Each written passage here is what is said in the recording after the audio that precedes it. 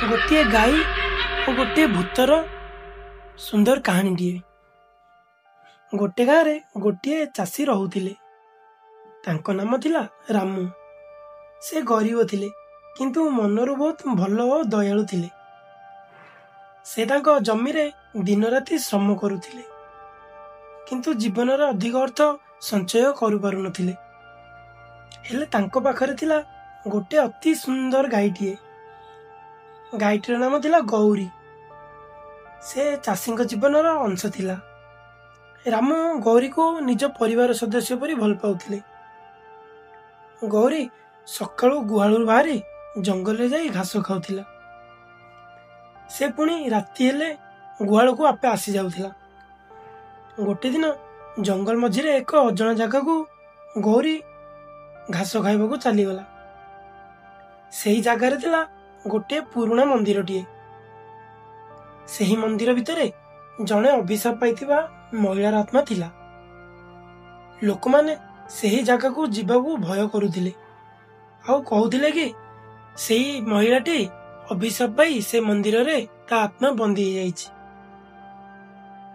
सेही दिन राति रे गौरी सेही मंदिर भितर को चलीगला। से अभिशाप पाइथिबा आत्माटी गाई को देखी चित्कार कला। एही राति रे मो घर को गाई आसिलानी। आउ गाई को से कहिला, मो तो क्षीर पी अभिशाप मुक्त होई जीवी। गौरी भय रे माँ माँ बोली गर्जन कला। भूत हसी कहिला, भय करिनी, मु तते खाइबिनी, केवल तो क्षीर पी अभिशाप मुक्त हेबी। गौरी भाविला, जदि एही भूत मो क्षीर पी शांति पाइब तेबे यह तो बहुत भल कथा हबो। गौरी शांति रे ठिया हैला। भूत तार क्षीर पीला एवं क्षीर पी हठात मुक्ति पाइगला। भूत खुशी होई कहला, तो दयारु मु अभिशाप ठारू मुक्ति होई गली।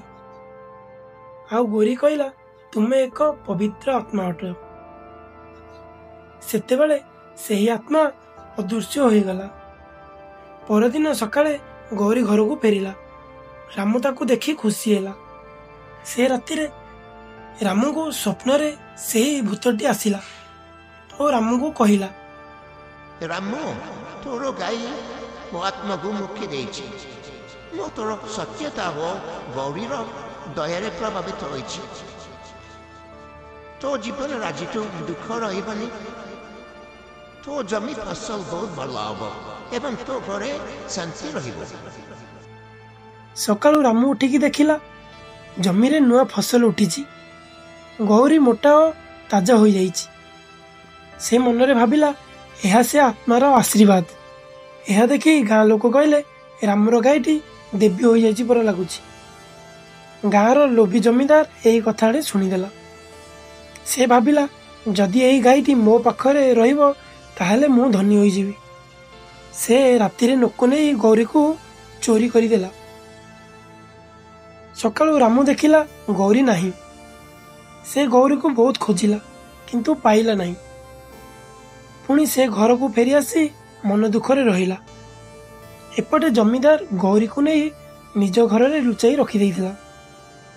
किंतु सेही दिन राति रे मंदिर रो सेही आत्माटी जमीदारंग स्वप्न रे आसिला। आउ कहिला, तुमे किछि ठीक करिन। गौरी को चोरी करी। गौरी होउछि पवित्र जीवटे, ताकू फेराई दियो, नहले तम घर शापित हो जिवो। जमीदार उठिकी देखिला ता घरर सब धन माया हो जाइतिला। से भय रे गौरी को राम को फेराई देला और निज अपराध मानी क्षमा मागिला। सेही दिनरु गाँ रे गौरी को देवी गाई बोली सम्मान करा जाउथिला। रामू को घरे धन शांति और सुख भरी जाइथिला। से सबुदिन गौरी को सेवा करुथिले और लोकों को कहूथिले कि दया एवं सत्य रे भूत मध्य देवता होई जाए।